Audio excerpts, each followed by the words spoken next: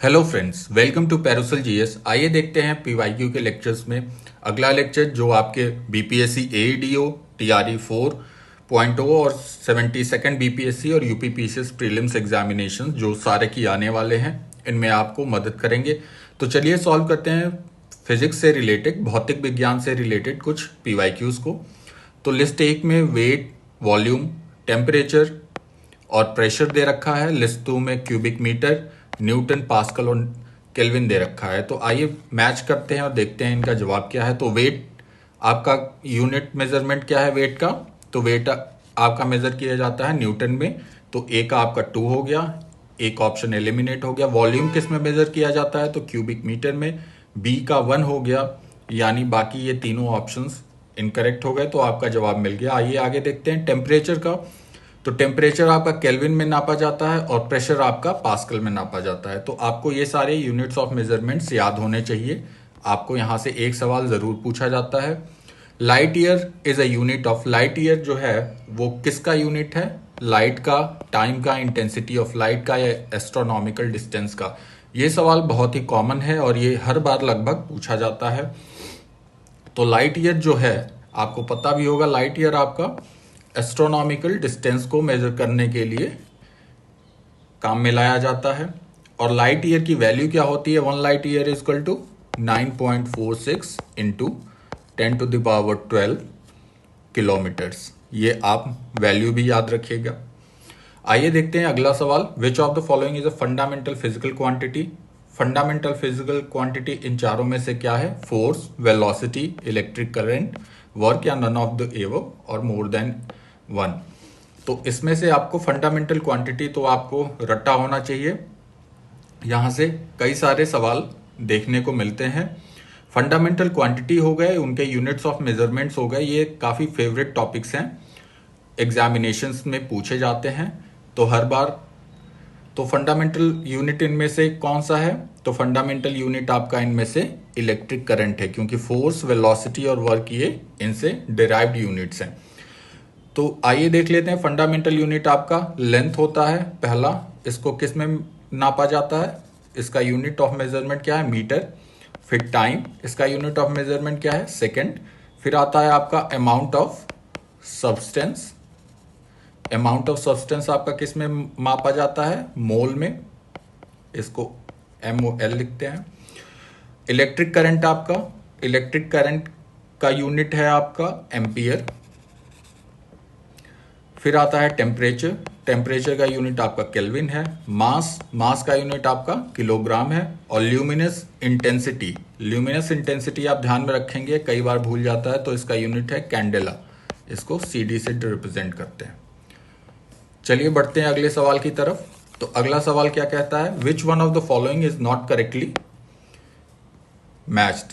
आप ये भी ध्यान में रखेंगे कि करेक्ट पूछ रहा है या इनकरेक्ट। तो नॉट करेक्टली मैच पूछ रहा है। नॉट क्या होता है? Measurement of speed of ship, ये सही है। जो जहाज जो चलते हैं समुद्र में, उनकी स्पीड नापने के लिए यूज होता है। नॉटिकल माइल क्या है? Unit of distance used in navigation, तो आपका ये भी करेक्ट है। एंगस्ट्रॉम, ये आपका वेवलेंथ ऑफ लाइट को नापने के लिए यूज होता है, ये भी करेक्ट है आपका। Light year unit of measurement of time, अभी हमने ऊपर डिस्कस किया कि लाइट ईयर जो है वो एस्ट्रोनॉमिकल डिस्टेंस के लिए यूज होता है, ना कि टाइम के लिए। तो ये कंफ्यूज हो जाता है आदमी ईयर की वजह से, तो आप ये ध्यान में रखेंगे। चलिए अगला सवाल देखते हैं। यहाँ पे 2 लिस्ट दिए हुए हैं और दोनों लिस्टों में हमें मैच करना है। वेवलेंथ को किस में नापते हैं? तो वेवलेंथ को हम नापते हैं एंगस्ट्रॉम में। ए का 2 हो गया, ये ऑप्शन एलिमिनेट हो गया। एनर्जी को, तो एनर्जी को हम जूल में नापते हैं, तो बी का 3 हो गया, ये भी ऑप्शन एलिमिनेट हो गया। अब हमारे पास COD बचे हैं। इंटेंसिटी ऑफ साउंड को किस में नापते हैं? तो इंटेंसिटी ऑफ साउंड आपका डेसिबल में होता है, नापा जाता है। और फ्रीक्वेंसी को, तो फ्रीक्वेंसी को आपको हर्ट्ज में नापा जाता है। तो आपका ए आंसर सही हो गया। आप कमेंट सेक्शन में बताएंगे कि एक मानव के लिए साउंड जो वो सुन सकता है वो कितने से कितने रेंज के डेसिबल में आता है, आप कमेंट सेक्शन में बताइए। Which one of the following can be use to measure temperature एवं 1500 डिग्री सेंटीग्रेड? 1500 डिग्री सेंटीग्रेड काफ़ी हाई टेम्परेचर है, तो क्लिनिकल थर्मामीटर तो नहीं होगा। थर्मो इलेक्ट्रिक कपल थर्मामीटर, ये भी नहीं होगा। फिर प्लैटिनम रेजिस्टेंस थर्मामीटर, ये भी नहीं होगा। पायरोमीटर से हम बहुत ही ज़्यादा उच्च तापमान को नापा जाता है। ये 1500 से लगभग 4000 डिग्री सेंटीग्रेड तक टेम्परेचर को हम पायरोमीटर से नाप सकते हैं। आइए देखते हैं अगला सवाल क्या कहता है। तो अगला सवाल आपका है कि रिंगलमान स्केल जो है वो किसकी डेंसिटी को मेजर करने के लिए काम में आता है? नॉइज, फॉग, स्मोक या पोल्यूटेड वाटर। तो ये काम में आता है आपका स्मोक की डेंसिटी को या इसकी ओपेसिटी को नापने के लिए। चलिए आगे देखते हैं अगला सवाल।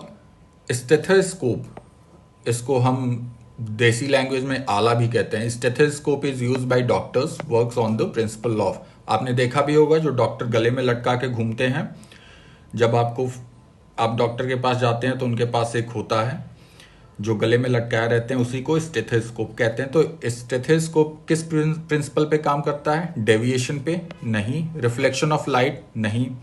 रिफ्रैक्शन शायद हो सकता है। रिफ्लेक्शन ऑफ साउंड वेव्स, तो इसका आंसर है रिफ्लेक्शन ऑफ साउंड वेव्स। जब आपके हार्ट पे या फिर लंग्स पे वो अपना एक उसका साइड जो प्लेस करते हैं, तो वहाँ से साउंड वेव्स जो हैं वो रिफ्लेक्ट होते हुए उनके कानों में जाती हैं। तो इस तरीके से स्टेथोस्कोप काम करता है।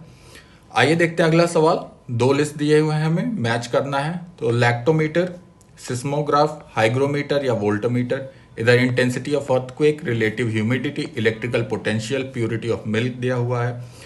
तो लैक्टोमीटर जो है, लैक्टोमीटर आपका क्या नापने के काम में आता है? तो प्योरिटी ऑफ मिल्क। ए का 4 हो गया, ये 2 ऑप्शंस एलिमिनेट हो गए। सिस्मोग्राफ जो है आपका इंटेंसिटी ऑफ अर्थक्वेक को नापने के काम में आता है, तो बी का 1 हो गया, आपके आंसर मिल गया आपको ए। हाइग्रोमीटर आपका रिलेटिव ह्यूमिडिटी को नापने के काम में आता है, और वोल्टमीटर ये आपको इलेक्ट्रिक पोटेंशियल को नापने के काम में आता है।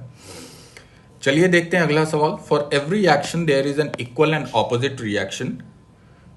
This law was given by Newton, Albert Einstein, Bohr, हैंडेन।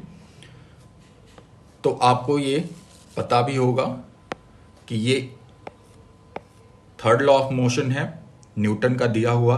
तो फर्स्ट लॉ ऑफ मोशन क्या है? तो फर्स्ट लॉ ऑफ मोशन वो है कि कोई भी ऑब्जेक्ट तब तक रेस्ट में रहेगी जब तक कि उस पर कोई एक्सटर्नल फोर्स ना लगे, या तो वो रेस्ट में रहेगी या मोशन में रहेगी जब तक कोई उस पर एक्सटर्नल फोर्स ना लगे। सेकेंड लॉ क्या है?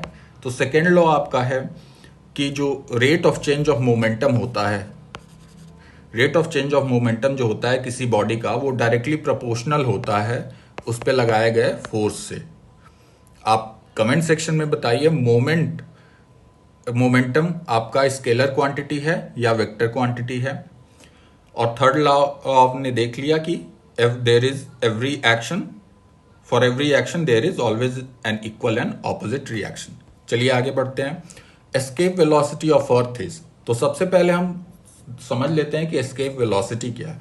तो एस्केप वेलोसिटी वो वेलोसिटी है अर्थ या किसी और प्लैनेट के लिए भी, कि वहां पे रखे हुए किसी बॉडी या किसी प्रोजेक्टाइल या ऑब्जेक्ट को जब वो एस्केप वेलोसिटी को क्रॉस करता है, उतनी वेलोसिटी लगे कि वो उस प्लैनेट का वो ग्रेविटेशनल फोर्स तोड़ के बाहर निकल जाए। यानी अगर हमें पृथ्वी से उस वेलोसिटी से फेंका जाए तो हम पृथ्वी पे फिर वापस नहीं आएंगे, उसको एस्केप वेलोसिटी कहते हैं। तो पृथ्वी का एस्केप वेलोसिटी है 11.2 किलोमीटर पर सेकेंड। चलिए देखते हैं अगले सवाल को। Spherical form of rain drop is due to, बारिश की बूंदें जो गिरती हैं वायुमंडल से, उनका स्फेरिकल शेप किस वजह से होता है? इन चारों में से density of liquid, surface tension, atmospheric pressure, gravitational force. तो ये आपका होता है सरफेस टेंशन की वजह से। सरफेस टेंशन की वजह से जो है ऐसा शेप हो जाता है उनका, क्योंकि जो वाटर के ड्रॉपलेट्स हैं, जो उनके मॉलिक्यूल्स हैं, उनका वॉल्यूम वो मिनिमम रखने की कोशिश करता है, तो इस वजह से वो सिकुड़ जाते हैं और ऐसे शेप में वो हो जाते हैं, तो इसलिए सरफेस टेंशन होगा।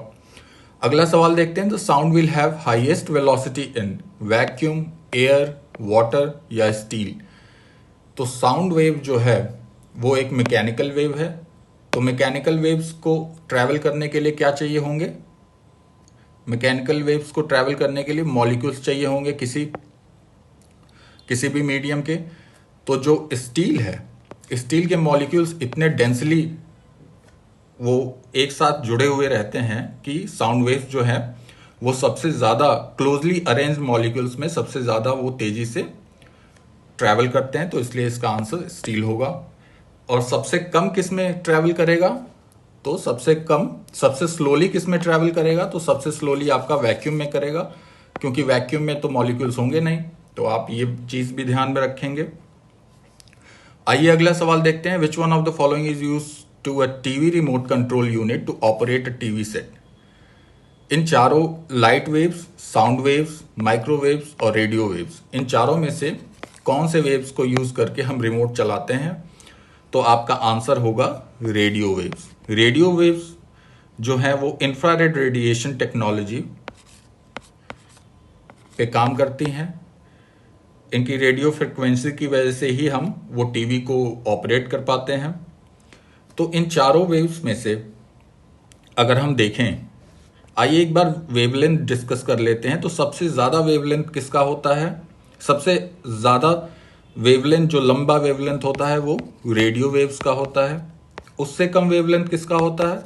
माइक्रोवेव्स का होता है। उससे कम वेवलेंथ किसका होगा? इंफ्रारेड का होगा। उससे कम वेवलेंथ विजिबल लाइट का, जिसमें हम चीज़ों को देख सकते हैं। और उससे कम आपका अल्ट्रा वायलेट लाइट्स का। उससे कम एक्सरेज। और उससे कम वेवलेंथ होगा आपका गामा रेज का। ये आपसे सवाल पूछा जाएगा, इसलिए आप ध्यान में रखिएगा। वेवलेंथ देख लिया, फ्रीक्वेंसी देख लेते हैं। तो फ्रीक्वेंसी में सबसे ज़्यादा फ्रीक्वेंसी किसकी होगी? तो ये ठीक उल्टा होगा। तो गामा रेज का फ्रीक्वेंसी आपका सबसे ज़्यादा होगा। ये किसी भी सब्सटेंस को पेनिट्रेट कर जाती हैं, ह्यूमन बॉडी को भी बहुत इजीली पेनिट्रेट कर जाएंगी। फिर एक्सरेज का भी उससे कम होगा। उससे कम आपका अल्ट्रावायलेट का होगा। उससे कम आपका विजिबल लाइट का होगा। उससे कम आपका इंफ्रारेड का होगा। और उससे कम आपका माइक्रोवेव्स का फ्रीक्वेंसी होगा। और सबसे कम आपका फ्रीक्वेंसी आपका रेडियो वेव्स का होगा। और ऐसे ही है, एनर्जी अगर पूछे तो एनर्जी किसका होगा? तो एनर्जी ठीक फ्रीक्वेंसी जैसा ही होगा। तो गामा रेज की एनर्जी सबसे ज़्यादा होगी। उससे कम आपकी सबसे ज़्यादा गामा रेज की, उससे कम आपकी एक्स रेज की, उससे कम आपकी अल्ट्रावायलेट की, उससे कम आपकी विजिबल की, उससे कम इंफ्रारेड की एनर्जी। फिर माइक्रोवेव्स आएंगे और सबसे कम आपका रेडियो वेव्स की एनर्जी होगी। रेडियो वेव्स की जो फ्रीक्वेंसी है वो सबसे ज़्यादा होती है, वेवलेंथ जो है वो सबसे ज़्यादा होती है। इसलिए हम इन रेडियो वेव्स को हम यूज़ करते हैं सैटेलाइट्स कम्युनिकेशन में। तो ये रहे आपके आज के कुछ इंपॉर्टेंट PYQs। चलिए मिलते हैं अगले लेक्चर में। Thank you so much.